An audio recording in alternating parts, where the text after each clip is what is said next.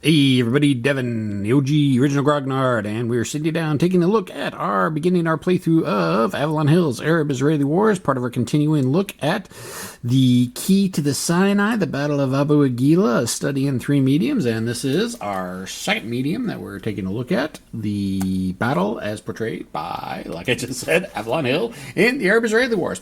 I did want to touch real quick on something. I know in the last video I was complaining about counter counts and not enough rec markers and dispersed markers. Well, they just, and not having enough units. Again, this is something, the scenario calls for 15 half tracks.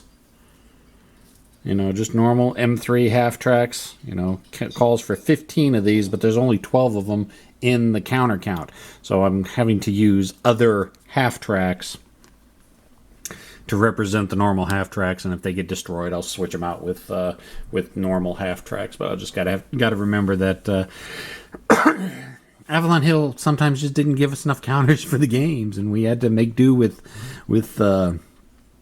substituting counters. And for some reason, people just have a real hard time figuring that out nowadays. And I hear people endlessly bemoaning it. Well, you know what? Sometimes you just can't justify printing extra counter sheets for a scenario when you've only got a limited amount of space. You try to pack as much as you can, but sometimes it just doesn't work out, and sometimes you just got to improvise, adapt, and overcome. So there. There's my little rant on that. All right, so we're going to go ahead and start with the Israelis begin. Turn one. We'll just go down through the... let's go ahead and show you this. For those of you who may not be familiar with the Arab-Israeli system. And like I said, I'll try to point out the differences between this and Panzerleiter Panzerblitz. Okay, spotted counters are removed from first player's turn, and so in this case, first player is going to be the Israeli. Indirect fire attacks. Next turn, airstrikes are written down, specifying the units, the attacking units and the target hex. We don't have any airstrikes. Airstrikes are written down the last turn are executed. Again, no airstrikes. First turn player phase, fire phase. Spotted counters are removed from the first player's turn. We have no spotted counters. And honestly, we're not going to have to worry about spotted in this game, because spotted only comes into play if you're in a woods or a town hex, and there are none on this map. So unless we have a blocking line of sight, which there are some hexes, I did forget to kind of point that out. These yellowish, brownish hex sides are, what are they, hillsides? Dunes? What the hell do they call them? Yeah, sand dunes. Or ridges or crests, depending on the coloration. But for this one, they're gold, so they're sand dunes. They do block line of sight through it, but you can see into it. So you can see over it, like you're on a ridge line right behind it, but you can't see through it. So this unit can see, since he's right on the hill, can see all the way out.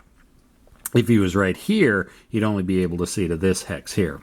It's a poor way of explaining it, but the book goes into like three columns and like a full page on it, so I'm not even going to try to get into that. But suffice to say, you can see into it, not through it, if you're not next to it. There. Okay, so yeah, no spotted. Indirect fire attacks. Next turn's indirect fire attacks are written down, specifying the attacking unit, the target hex for each, and indirect fire attacks written down last turn are executed. Well, we don't have any from last turn, since it's the first turn of the game. And as we do know, the Israelis start off with 3 batteries of 105 millimeter artillery that are at 10 howitzer attack strength. So we need to decide where we're gonna want to drop those. And honestly, howitzers are kind of pointless against armor. Let's see what the terrain effects, or what the weapons effective chart says. Let's see, we got howitzers.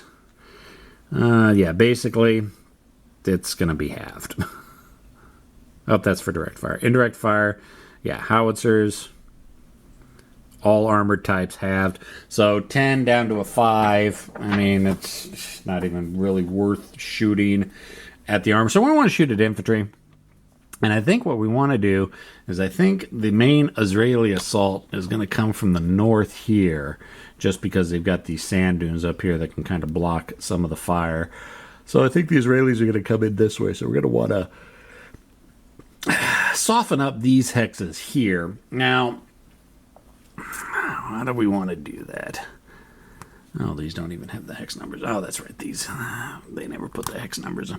Too used to Squad Leader and ASL where they have the hex numbers in each one of them. So I got 3 batteries at 10 points each. I could drop all 3 of them in one if I wanted to, which might be kind of cool. But I think what we're going to do is we're going to hit here, here, and here. We're going to drop on those 3 hexes here. So that's Y, 1, 2, 3, 4, 5, 6, Y7, and X, 1, 2, 3, 4, 5, 6, and 8. Now, some people may be saying it's like, well, there's some metagaming going on. You know where the artillery is going to hit. Yeah, I know where the artillery is going to hit. By the same token, even if I didn't know where the artillery is going to hit, the Egyptians aren't going to be moving around very much, so they're just going to have to eat the artillery. And you know what? Sometimes you got to make consolations when you're doing a solitaire gameplay. I know where the artillery is going to hit. I don't think the Egyptians, even if I was playing against someone else, I don't think the Egyptians would purposely move all their guys out of their improved positions just to avoid a possible artillery strike and then move them back in. It's just not going to happen. So the Egyptians are not in a position where they're going to move, so they're just going to have to eat it, even if I do know where I'm going to be dropping. Now, if I was a real dick, I'd say, oh, I know where my artillery is sitting and move all my guys out of it. Then no, that's not realistic either. So sometimes you have to make consolations when you're playing solitaire. All right, what do we got next?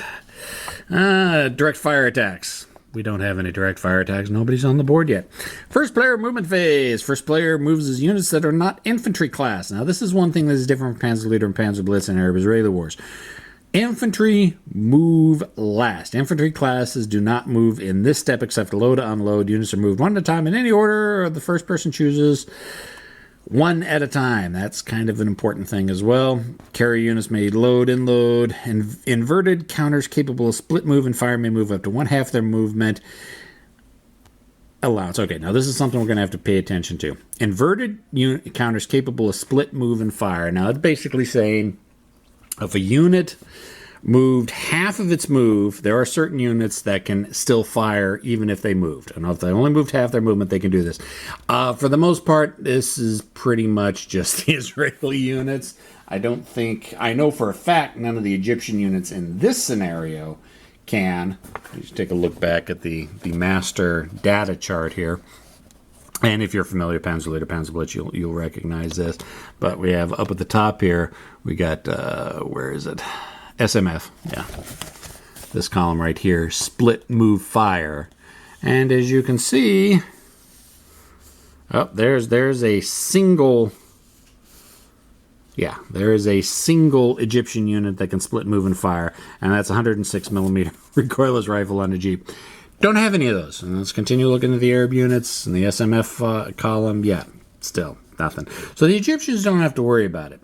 Israelis, on the other hand, let's see, split move fire. Yeah, they've got a few units that can do it. And as far as we're concerned for this scenario, we have the Centurions, which is right here. Centurion can split move fire. We've got Sherman Mark 51s. Can split move. Actually, we're using the Mark 51 HVs. Can split move fire. And I think we've got a flail tank. Flail tank can. So this is where a graphical update or just a general updating of the game would be really nice, to have some type of indicator on the counter that it can split move fire. I had more I was going to say with that.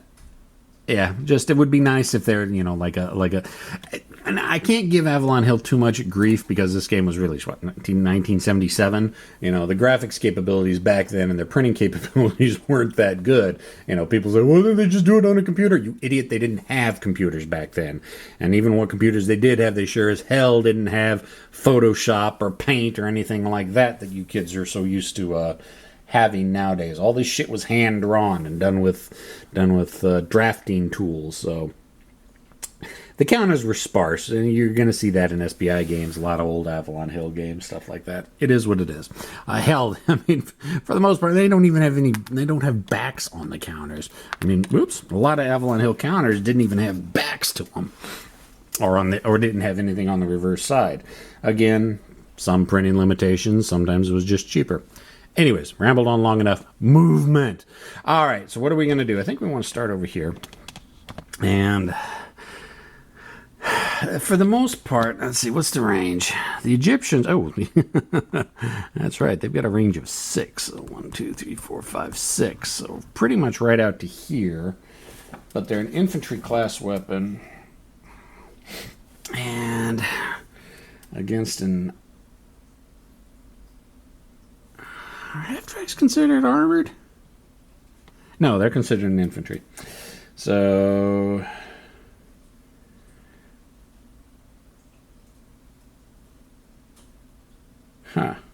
Infantry type weapons. Oh, that's firing at armored. Let's look at the right column here. So yeah, 6 hexes. So they're going to be opening up at long range. I guess I'm just kind of used to Panzerleader and Panzerblitz infantry having like 2 to 4 hexes range. That 6 hexes kind of took me by surprise. Let's see. Now let's got to make sure we remember.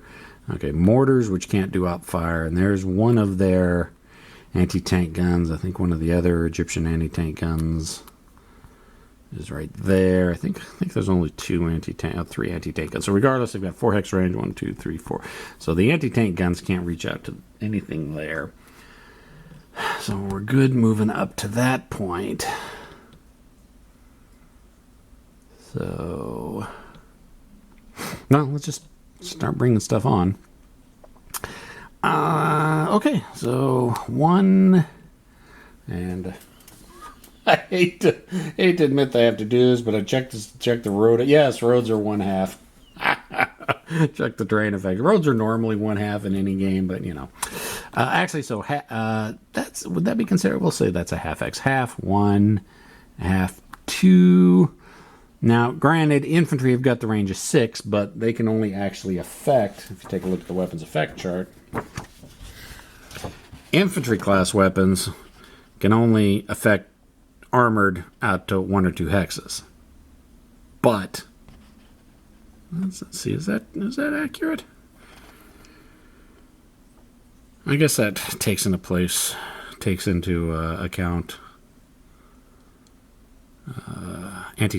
inherent anti-tank capabilities, because it used to be in Panzerleader Panzerblitz, armored infantry couldn't even affect armor at all unless it was through a cat attack. It says normal C-cat. Well, let's look at the infantry units making opportunity fire can use their cat multipliers to calculate the effective attack strength if and only they are firing on adjacent units in the process of overrun. Okay, so yeah, so it looks like due to inherent anti-tank capabilities, infantry units, I probably should have caught this before, infantry units can actually affect armored units out to 2 hexes. That is something I was not expecting. So I need to stay 2 hexes away from those infantry, or I'm going to catch some anti-tank fire. Now, granted, it's a 6. It's a 6 fire, but, you know, get all 3 of them together, 6, 12, 18, that's a 1-to-1 odds. So so let's just be safest if we don't move within 2 hexes. All right, so anyways, back to my original. Half 1, half 2, half 3. I think we're going to stop right there. Now, I moved more than half, so I can't fire. So he's going to be inverted to mark him as being done. And he does have, since he does have split move fire, but I moved more than half, so I can't take advantage of that. So we're going to move that like that. No op fire from the Egyptians. So let's just go ahead and continue. We're going to just keep moving up to, anti-tank units. I forgot about that. Anti-tank units can fire double, I believe, for half. I think there is there long range fire?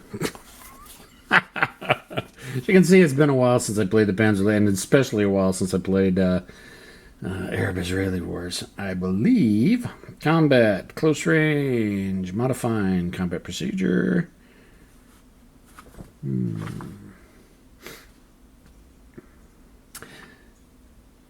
Actually, I don't think well, you know what? I will leave that for later, because even still, even if the anti-tank gun could fire, I don't think he spent 1/4 of his movement, because I think the line of sight, he would only be able to pick him up about here. Actually, probably even here from here. So that would only be half hex. So even if the anti-tank gun could fire at double 1, 2, 3, 4, 5, 6, he can't because line of sight. But he will be able to do a direct fire during his turn, but not yet. So I'm not going to be worried about it. So we're just going to move the third one up, fourth one up, yada, yada, yada. I think these guys, you know what, we're just, well, I need to be online to fire next turn. So we'll go 1, 2, 3, 2, 3, 4, 5, 6, 7, 8. That's 1 hex, 2 hex, so we could see op fire there. I gotta check that. I'd hate to deny the Egyptians a fire marker. I'm going to go ahead and pause the video real quick while I look this up, and I will be right back. Alright, the Hazards are playing so many games in such a short period of time and never focusing on any one of them. I get rules confused and mixed up and messed up all the time. Hell, you should see me when I'm trying to play, and I've mentioned this before, when I'm playing ASL after having played ATS, and interchange the terms from the two games all the time and confuses the hell out of my opponents. As far as I can tell, I can't double range fire. I'm sure it's in other games. I just can't. And it may be in this one, but in my quick perusal, couldn't find it. So we're going to go on the assumption that there's not. So 1, 2, 3, 4, 5. So we're still out of range of our anti-tank guns. And you know what? And out of range of the infantry. And since they can't do anything, I'm just going to move these guys up. Keep them flipped as well. Now the Sherman flail. 1... And just to show it off, we got the terrain effects chart here. Gold, sound dune, movement cost 2, cross hex sides in addition to hex entry cost, nothing. So sand dunes you can move right over with no problem. So we're going to 1, 2, 3, just because I'm showing it off. 4, and we'll stop him in there, so that flips him. And again, since the Egyptians can't affect what the Israelis are going to do, as long as I stay, 4 hexes back from that front, or at least 2 hexes back from that front line, I'm just going to half 1, half 2, half. I'm just going to bring these guys up to stacking limit is for 3. But passenger units, as most normal games, don't get counted, so we're just going to have a column half a mile long with these guys strung out behind them. Again, I'm just doing this to expedite gameplay because there is no chance that the Egyptians can interfere with this. So instead of moving 1 unit at a time, we'll just go the entire stack. All right, there's the Israeli Group A force, and now we got Group B. Now, as I was pointing out in the last video, I could take all of these infantry and half tracks and diddy-bop them right off here. I already went through the mechanics last turn, and I did the math, or last video, and I did the math. They can get those off without being affected by any type of opportunity fire at all. Not going to do that. I am going to take these guys. 2 things you could do with the infantry. It's part of this group. You could use them to go after the Egyptian artillery. However, it's kind of in the backfield with lots of armor between them and there. Or you can use them to run off to get the VPs, or you can use them to assault the positions at Abu Ageila. That's what I'm going to do. These guys are going to be coming, and they are going to attempt to assault the positions at Abu Ageila. This is a little bit more dangerous because since these are infantry class units, and those guys have got a range 6, they're going to be catching some hella op fire right off the bat. So I got to be kind of careful when I'm moving them on. Also, they have to enter on Hexro M and to the west. So I don't want to trigger any fire from the tanks first, so we're going to start off with my armor. We're going to go ahead and start with the first one there. That's 1. Nobody can really see him. This guy might, just because of the way the line of sight with the hills work, but he hasn't spent 1/4 of his movement. He's got to spend at least 1/4 of his movement in the line of sight to do op fire, which is, in this case, is going to be 2 movement points. So he's going to move there 2. But again, I think line of sight is going to be blocked. I should get my ruler or my rubber. Let me grab a rubber band real quick. I'll be right back again. I should have done this before. All right, so I got a red rubber band here. Probably a little thicker than it should be, but for our purposes, yeah, it's going to clip those dunes, so they're not going to be able to see him move to there. So, now this is what I was talking about earlier, where it'd be nice to have some type of identifier that these Israeli units can do split move fire, even if it was something printed on the back, inverted, but still have some kind of unit connotation. However, for my purposes, I'm just going to turn them 90 degrees, just so I can remember that they are eligible to fire, because they do have the split move fire. And since they only move 2 movement points, and it's less than half of their 5, so I think I'll go 2.5 and still do the split fire. Going to move there. However, again, still no op fire. This guy probably 1, 2, 3, 4, 5, 6. Yeah, could have fired if I'd have spent 2 movement points there. But again, it's all these dunes are going to be blocking a lot of their line of sight. And yeah, this guy could have, if those dunes weren't there, he'd have been able to see him for the 2 movement points to get the op fire.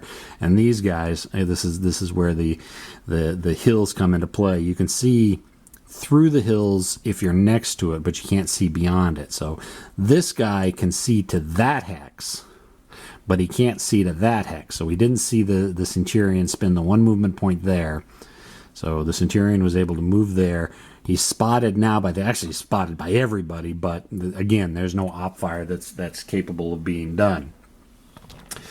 So that's the first unit, and since we've already decided that there is no way that they can op fire, I'm just going to go 2, 3. I don't want to stack everybody up in that hex, although it's not really a bad idea.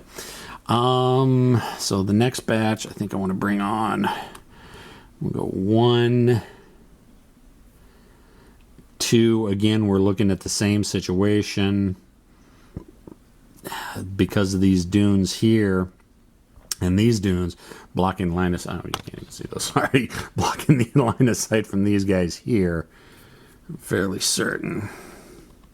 Yeah, can't see there. Can see there, and if he moves 1 more. Yeah, blocked. Can be seen. Okay, so these guys can actually get to there, but that's going to be spending 3 movement points, and they're not going to be able to fire with the split move fire. So we're going to invert them, and let's go ahead and just move a second guy there like that. And I think we're going to want to go 1. Okay, now here we're getting a little bit more dangerous with potential of op fire. I could go 1, 2, but these T-34s will have line of sight 1 movement point, 2 movement points, so the T-34s will be able to do op fire. Now granted, it'll be range 1, 2, 3, 4, 5, 6, which is the sweet spot on the weapons effective chart. And you can see armor out to 3 to 6 hexes normal. We talked about this in the last video. It's only doubled for Israelis after 67 and for Jordanians, or after 1960, and doubled for Jordanians after 1967. Although, granted, in the last video I said, 3 to 5 hexes. It's not. It's actually 3 to 6 hexes.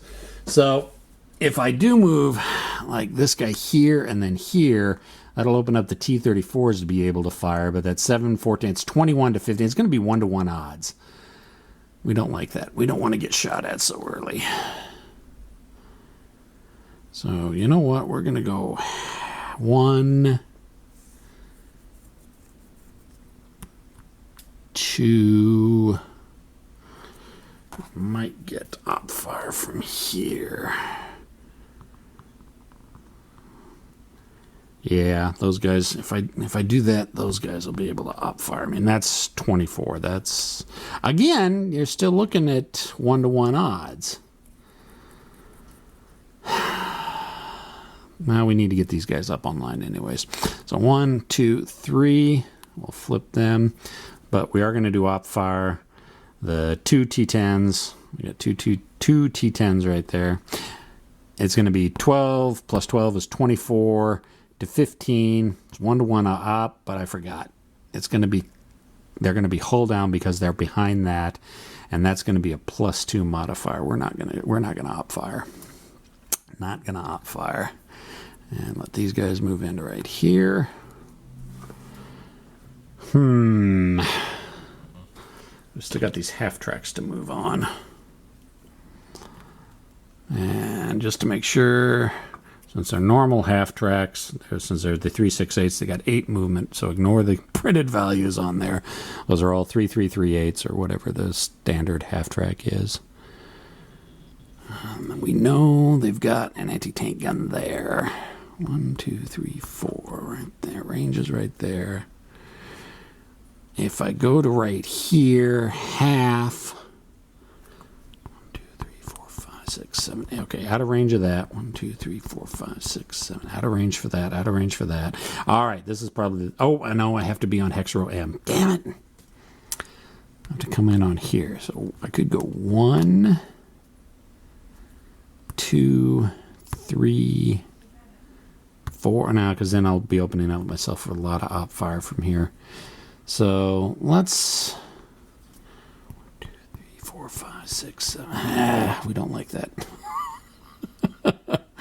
You don't like where we're coming in at. We're going to get lots of op fire. Because, yeah, even 12 to 3, that's going to be 4-to-1 odds. Ugh. Where is it? Yeah, I think it should be. I think armor piercing isn't affected.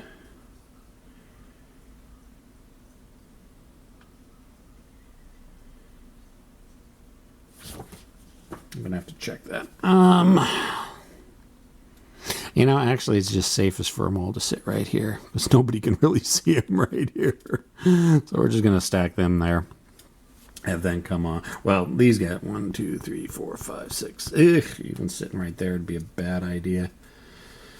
Actually, I think if I come in right here, 1, 2, 3, 4, 5, 6. Nope, that's a bad place to bring them in as well. You know what? Just screw it. I'm just going to bring them on and exit them off for quick victory points. We'll keep these guys off the map for quick victory points. So, kind of a recap, like I said last time. 1 movement point to enter on here, because that's what the rules say. They have to enter west of hex row M on the north side, and they have to exit off the west edge for points. So 1, 2, doesn't trip any op fire. So those guys will just zip right off there, and those guys will give me some free victory points right off the top. Just because I don't want them getting shot up, and there's no real safe way for me to bring them on. All right, so that is movement. Go back to the sequence of play. Okay, inverted counters capable of split fire and fire may move up to 1/2 their movement. Face-up units capable of making overrun attacks may move and execute their overruns. We don't have any. Each unit moves. Face-up enemy units, yada, yada, yada. May have op fire. We were just talking through that a little bit. Each unit is inverted when its movement or attack is complete. Check the unit function chart to see which units can split fire, execute overruns, and which can execute opportunity fire attacks. There are very few units that can't op fire. Mostly they're howitzers and mortars and stuff like that. I can show it in the weapons effect chart, because mortars have got a hell of range. At least the Egyptian mortars have got like a range of 9 on them. Or actually, yeah, 23. But they can't op fire. You know, most stuff. Oh, that's overrun. Op fire, yeah. Howitzers, mortars. The op fire right there. I was looking at overrun. Howitzers, yeah, anything indirect can't op fire. Good thing to always remember. I seem to forget that sometimes when I play. Oh, yeah. Continuing the turn. Don't put the book away when you're not done with it. Dummy. All right, infantry units are going to execute cat attacks or left. Okay, all face-up infantry units are moved one at a time. But we didn't have any infantry, so again, that's something you need to pay attention to, because this is a huge difference between Panzer Blitz and Panzer Leader. Armor and carriers move first. Infantry moves after them. You have to move infantry last. And infantry units are going to execute cat attacks or left face up. Infantry units that are not going to make cat attacks are now inverted. As each unit moves, face-up enemy units can do op fire. Cat attacks are announced. Spotted markers are placed on first spotted units. Again, we don't have any terrain that anybody could be hidden in, so we don't have any spotted. All undispersed counters belonging to the first player are turned face-up. Whoops, we forgot something. We didn't get... Where is split move fire? Oh, yeah. Back here at F. Check the unit function table to see which units can split move and fire and execute overrun, and which can execute opportunity fire attacks. So what does that mean? Does that mean that the split move fire is done after the movement, all the movement, or is it done... Okay, let's read split move fire. During the movement phase, any inverted units which have the capability to... Can you guys actually... Okay, you can. Because I can't read... Since my screen is so tiny, it's like a 2-inch screen. I can't read through my screen, so I actually have to... I'm looking at it over the camera shoulders so I could actually read it. So sometimes I don't realize what you guys can and can't see on the screen because I'm not paying attention to the screen. During the movement phase, any inverted units which have the capability to split move and fire are allowed to move up to 1/2 the normal movement value. Units which are inverted and dispersed may not move. Units which are using SMF may not execute overrun. Units using SMF remain inverted. But it doesn't say exactly. I'm gonna go ahead and call it have the capability to move after they have fired. Oh, certain vehicle, yeah, okay, have the capability to move after they have fired in the same game turn. So I can't move then fire. Make sure I'm reading that right.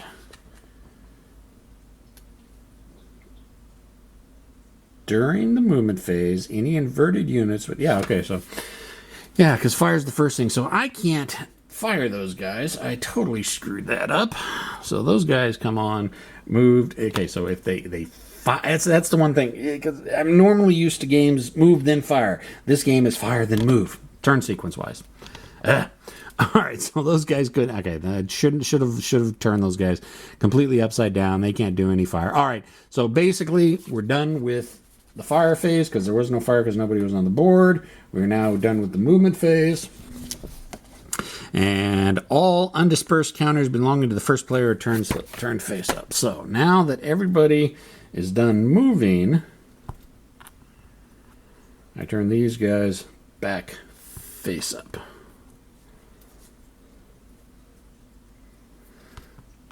All right.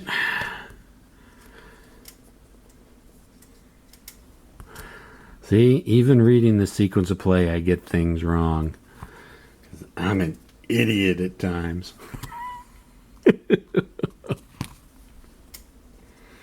Keep telling people I'm not a clever man. Nobody seems to believe me. They think I'm just being humble. No, I'm really not. I'm not a clever man.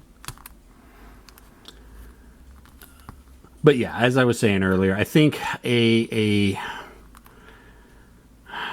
graphical update would do this game wonders. Although, you know, granted, there's such a little interest in this. There's a website, and any fans of Panzer Blitz, Panzer Leader, Arab Israeli Wars would know it. Panzer Stratagem, or something, I can't remember, has done a lot of graphical updates. But it's pretty much just, you know, keeping the unit insignia is the same, but just coloring the backgrounds a little bit different. They've done a really good job. But even then, I don't think they would be willing to do a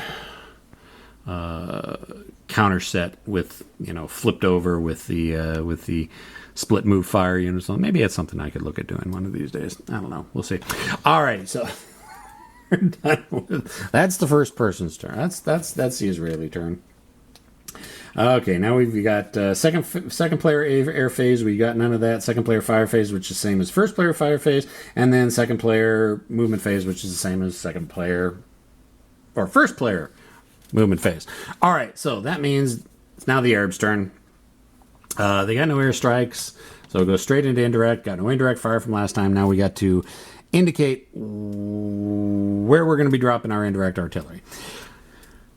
Again, it's the howitzers aren't going to be really effective against armor because even with 13 firepower, it's going to be half to 7, 7 to 15. It's going to be 1 to 3 odds. I mean, it's not even worth it. So the artillery is going to be focusing on the Israeli artillery or the Israeli infantry. Now, the Egyptians have got these 3 batteries here. Plus, they've got this 1 mortar here. Plus, they've got, a few scattered, smaller, what are those? 82 millimeter mortars. Yeah, scattered about. Now, they can actually do direct fire. Let's check the...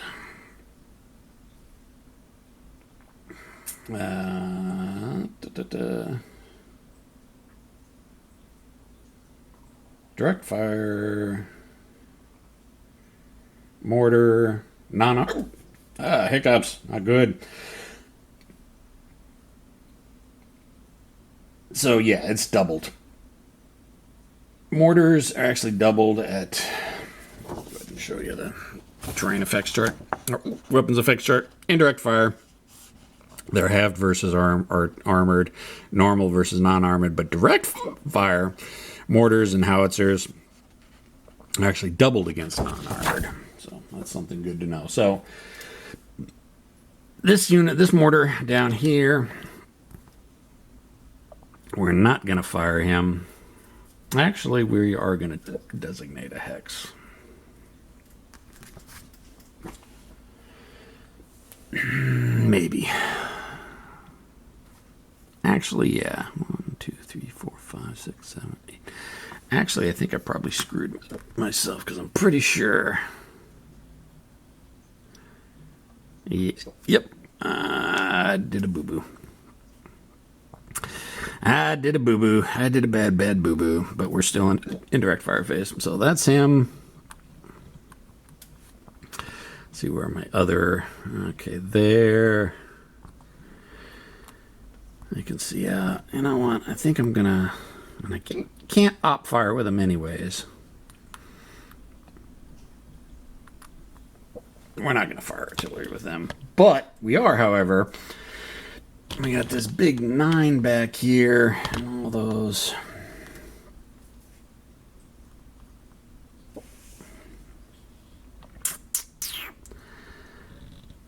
Huh.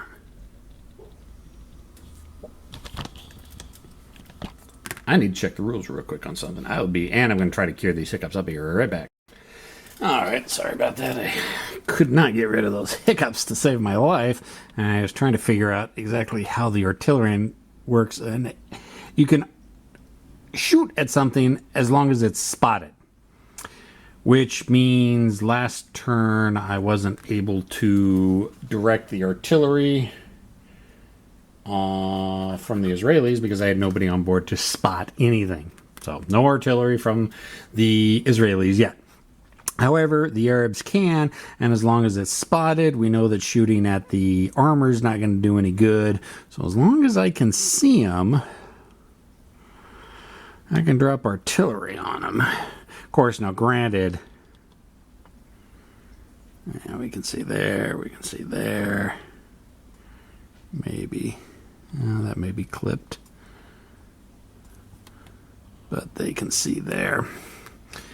And okay, so we're just going to have the 3 batteries just drop here, here, and here. So that's what 1, 2, 3, 4, 5, 6, 7, CC8. 1, 2, 3, 4, 5, 6, DD7. And 1, 2, 3, 4, 5, 6, EE7. don't know if the Israelis are going to be there next turn. They might be. Now, this is where I'm going to have to try to not meta too much, because the plan with the Israelis is to just kind of sit back and lay some fire out here. However, now that I know I'm going to be catching some artillery fire, I'm going to have to try to see if I want to continue the advance up or just sit there and eat all of that artillery fire, because that's going to be bad if I just sit there and eat it. Yeah, could be bad. All right, so that's all for artillery. Now, direct fire, which we're going to have some of. We're going to have lots of direct fire. All right. Well, the good thing in this is I could take my guys, combine their firepower, and only attack an individual target in each hex. So I don't have to attack the entire stack. And it's been a while since I played Panzer Leader, Panzer Blitz. I think you could only shoot at a specific target. I don't think you had to do an attack by stack. But what I think we're going to do is we're going to take 24, 48 to 15. Ooh. I think we're going to do that. We're going to take these two T10s and these two T10s. Check my screen to see if you can actually see it. And they're going to attack one of the Centurions in here. Should have no problem with that. Yep, he's hull down. Ooh. He may not be hull down. No, he's not, but it doesn't matter because these guys are firing at him. That wasn't that hull down, so I got to add in the penalty. So 12 times 4, 48 to 15 is 3-to-1 odds. But since they're in hold down position, which basically just means they're being shot at from across a gold hex border, unlike Panzer Leader, Panzer Blitz, where solid lines actually block line of sight, doesn't work that way in Arab-Israeli wars. Think of them more as hindrances rather than blocking. These guys are going to be hull down, and that's a +2 to hit. So it's going to be 3-to-1 +2. Get out the original dice that came with Arab-Israeli wars. No other modifiers. And we got a 3. Whoops, wrong chart. Look at the combat results table. 3-to-1 out of 3, but we have to add 2 because of the hull down, which is going to be a 5, which is going to be disrupted. So one of the Centurions is disrupted. Okay. Now, what else have we got? We got 12, 24. Oh, 1, 2, 3. Oh, they weren't within the sweet spot. Yeah. So we got 12, 24, and 21. I think those are all T-34s. 7, 14, 21 is 45. Okay, so these guys here, we'll take that T-10, that T-10, and those 3 T-34s. It's going to be 45. I'm going to fire at the other Centurion, because you can only fire at a defending unit once. So it's going to be 45 to 15, which is going to be 3-to-1 odds. Again, it's going to be hull down, so +2 to the dice roll. We got 4, 5, 6.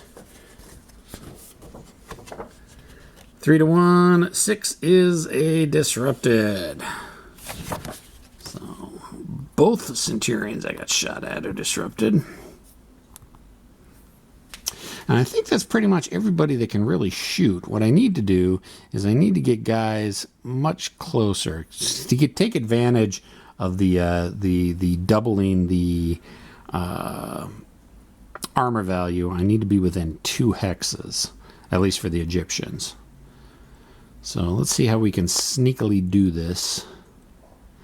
without catching too much op fire. Let's start with these T-34s down here.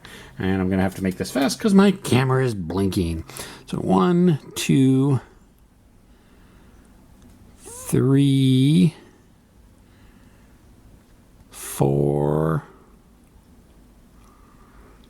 5, 6. Yeah, we'll go with that. We'll go 1, 2, 3, 4. I don't think there's line of sight because it's going to be catching over that that dune. Well, excuse me. Oh crap! I just noticed that. Let's see. 1, 2, 3, 4, 5, 6, 7, 8, 9, 10. All right. So range of 10. Don't have to worry about catching fire from the Shermans over there. So 1, 2, 3, 4, 5, 6. And again, they can't be seen because they're more than 1 hex away from the dune line. So since there was no op fire, let's just move those 2 other T-34s up. 1, 2, 3, 4, 5, 6. They don't have split move fire, so then they move more than half their movement anyways. So, but here over here is going to get a little bit trickier. Let's see. 1, since it doesn't cost anything to go over the dune lines. 2, 3, 4. And I don't think I'm going to catch any op fire because, yeah, we're crossing dune lines there. Cast crossing the dune line there. Actually, that's the first hex. Maybe I'd have to get back and get in there closer. But no op fire there. So 1, 2, 3, 4, 5, 6. I want to try to reduce any op fire from those guys. 1, 2, 3, 4, 5, 6, 7. 1, 2, 3, 4, 5. Yeah, we'll go do that like that. Now those guys there, those T-34s.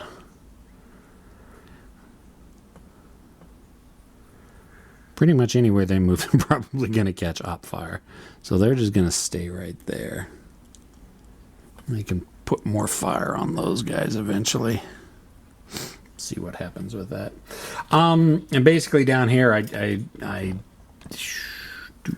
do have 1, 2, 3, 4, 5. 1, 2, 3, 4, 5. Oh, balls. I may have some. Whoops. Knock the camera over. Let's see.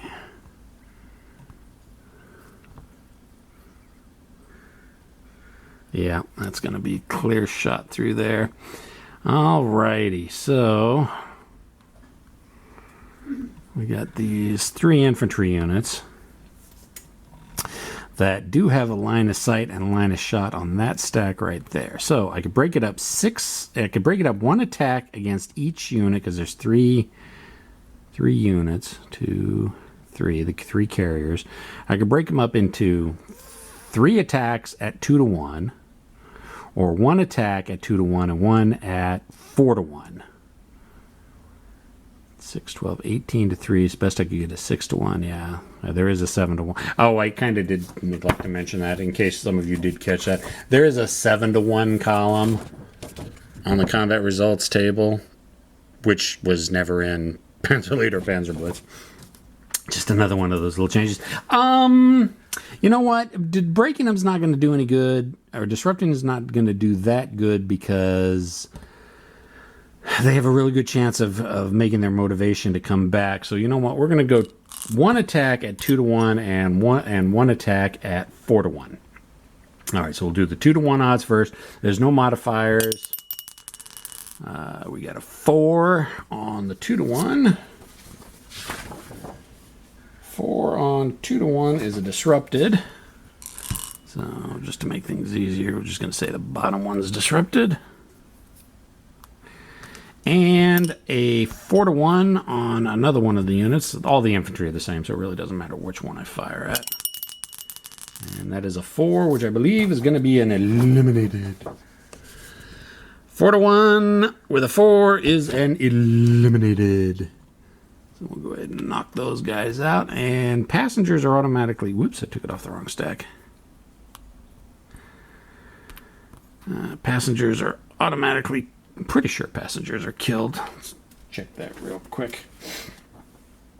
Overrun attacks, neutral, split fire.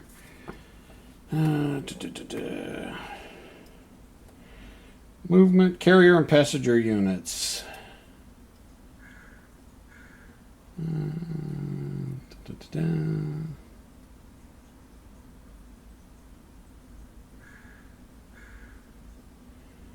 Dead air.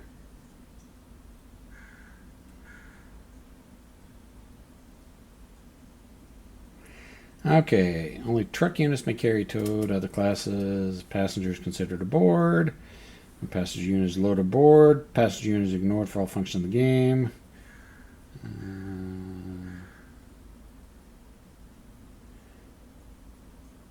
In combat, only the carrier unit may attack or be attacked. If the carrier is eliminated, the passenger's carrier is automatically eliminated. If the carrier is dispersed, then the passenger is automatically dispersed at the same time. All right, so there we go. We've already had our first Israeli losses because I was an idiot and didn't and forgot that that the Egyptians could reach out to 6X's with their firepower. That's not good. So I actually think that's it for fire. Let's see, what else have we got? When does... Okay, I think... Okay, yeah, it's during the fire phase you check morale. So yeah, that's basically cat units are attacked, no attacks, no cats.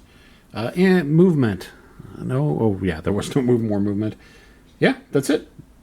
That is it for the first player turn. And now what happens is all the Egyptian units that were inverted because of movement and or fire are re-inverted. You know, part of me almost is tempted to, instead of inverting these, wish they had like a ops complete marker like we have in Lock and Load's World at War. Ops complete markers would probably be a little bit quicker than having to flip everything. Again, more counter sheets we could make for our own do-it-yourself set. So yeah, that's the first turn. And we'll go ahead and move the turn tracker to turn 2. I apologize it took so long. A little bit of me bloviating and me being a little bit rough over some of the basics, although now that I've managed to get the basics down, I should be able to expedite the turns much quicker, and that's all I got. First turn, Battle of Abu Ageila, Arab-Israeli Wars, Avalon Hill, and questions, comments, concerns, complaints, criticisms in the comment section, and I will see everybody next time. See ya!